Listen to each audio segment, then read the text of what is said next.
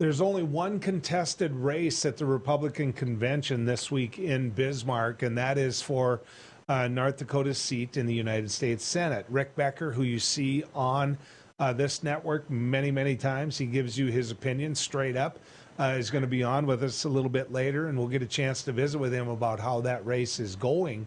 But he's taking on John Hoeven, and it has the Republican Party energized. I think that their delegate count is going to be, if not the highest ever, doggone close to it. And remember, now this is what we'd call an off-election year in the sense that, the president of the United States isn't up, which usually motivates people to go to a convention. So Rick has got their attention, and he's got them motivated. We got a chance now to visit with Daryle Mindeman. Daryle is chair of the North Dakota Young Republicans. So let's bring him in. Daryle, good to have you coming down the road with us. All right. Thanks, Joel. I'm happy to be here. Thanks for having me on. All right, Daryle, let us win every now and then on my side of the aisle. That's all I'm asking. That's all I'm asking. All right. Sounds good. How did you decide to get active in the Republican Party, Daryle? Oh, yeah. Great question. Well, I had always been interested in politics in general, and I lived in Watford City at the time, and there wasn't really a huge draw, kind of far away from the capital. But in 2016, I had moved to the Bismarck area, and I had just come from Watford, right? And there was some talk of our lieutenant governor and, what he'd be involved in because he's from that area, which was exciting to me. And then I found my district. I just had a friend invite me, and then I was a delegate to the convention in 2016. So that was really my entry into North Dakota politics on a whole. Brent Sanford is who you're talking about, and of course yes, as kind of the mainstay in Watford City, I think he energized a lot of people. And when he got active on a partisan side, I think both sides were, and I think they still are, very respectful of what he understands about rural America and a town on the grow like Watford City. So I can understand why he would energize you. How strong is the group of young Republicans? What do you have a number? Do you have activities? I mean, give people an example of what your group does. Sure. Yeah, great question.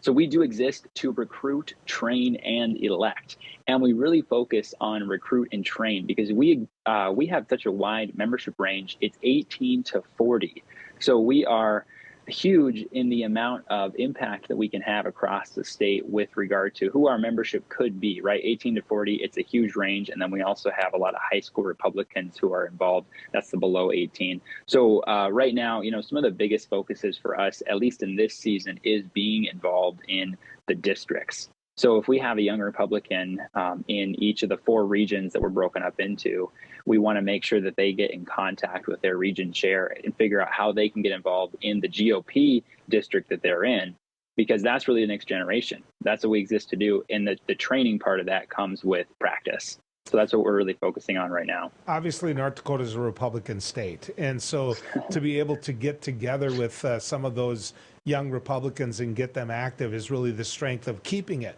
a Republican state. Is the group diverse? Because in my time in the legislature, it was an older than average crowd when it came to the people that served. Right. Does the group inject some new ideas, some youthful, hey, this is where the GOP has to go into the party? Yeah, that's a great question. And to answer before, we've touched around 300 to 400 people in the life of organization since 2017, and that's on the membership ranks. But there's been a ton more that haven't ever signed up that have been a part of our events. And really what we see is on the western side of the state, a little bit more of the mid-30s rancher lifestyle. And then as you get east, Bismarck is kind of right in the center with that mentality. And then Fargo and then the east, like Valley City area, we have a lot of younger. So when I say that, I mean Gen Z. And I'm a millennial, but I'm right on the tail end there. So we've got Gen Z coming into the Republican Party. And YR, Young Republicans, is their entry into that. So there are new ideas. And what we've really seen, you mentioned this earlier, talking about, it being an off year with regard to the election. Because of what President Biden has done in contrast to President Trump, we have seen a huge increase in Gen Z being excited about being just a conservative voice in our state and getting involved at a younger age. That's never before. I mean, we've got 17, 18, 19 coming up through the ranks, just right there, the key ideas of Gen Z. So that is a big switch, and I'm working as the chairman to kind of make sure that we can envelop all of those groups together. Daryle, I reserve the right to ask you on again, as well spoken as you are, to talk about President Biden versus President Trump. I think that might be fun for both of us, quite frankly. You betcha. With the passions we have. But the convention, that's what I want to focus on.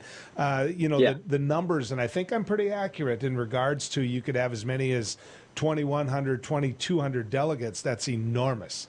That's enormous, and it's a sign of success as well. But it's also a sign of passion. You know, if everybody's just going to get that rubber stamp, John Hoeven has been a mainstay for the Republican Party for years, and he's being challenged.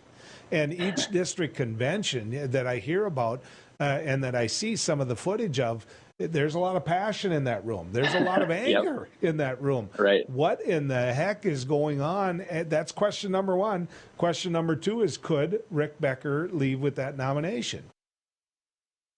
Sure. Yeah, great question. You know, looking to the convention, it is going to be possibly the biggest in North Dakota history for the party, and definitely the most involvement of young Republicans. We're seeing a huge increase in young Republicans getting involved, and really at their district level, that means becoming a delegate to the state convention, right? And that's what we're all going there to do. So we're going to have a reception. We're going to be able to host a lot of those young Republicans to try to get connected with them, meet our board. And it does come down to, you know, that fundamental idea of where the party is headed. And I think it's so encouraging to see the amount of people, including the passion, but just to see people want to get involved. And then this is an opportunity where we can come together and talk about that. So I hope to see a lot of good discussion, even with the variety of receptions happening, about how as a party we can be more united in the future. It does seem interesting with kind of the younger facet versus the older facet, obviously, where those ideas are headed. So I'm excited to see just who the convention is really being made up of, because I think that will tell us where the future of the party is. And it really encourages us to come together and unite around the main goal of being a conservative. So as a delegate to the convention, you get one of those votes. Have you made your mind up who you're going to support, John Hoeven or Rick Becker? Yeah, well, a great question. Personally, I definitely lean in the Becker direction, and he has been a huge proponent of YRs from the beginning. So we've had a lot of opportunity to work together on a variety of just Republican issues. And I think he's done a great job over the years of moving in the right direction where our base is headed. So we've not made any official endorsements as the Young Republicans. We tend to stick that more to the district level. But personally, that would be the direction I'm leaning in. So I have to ask you this, because this has happened recently. I mean, you've got a situation where you've got Wayne Stengham, who unfortunately we lost. Wayne ran for governor against Doug Burgum at the convention, and he won. He got the endorsement of the GOP, and then he goes to the primary. Doug Burgum runs against him in the primary, and the next thing you know, he's beat. You've got the same thing with Brian Koch. You've got the same thing with Brian Koch and Kevin Kramer, where he ends up running against him in the primary for that lone house seat. In what happens, Kevin Kramer beats Brian Koch. And so it begs this question, Daryle, which is, does the convention in the Republican side really matter anymore?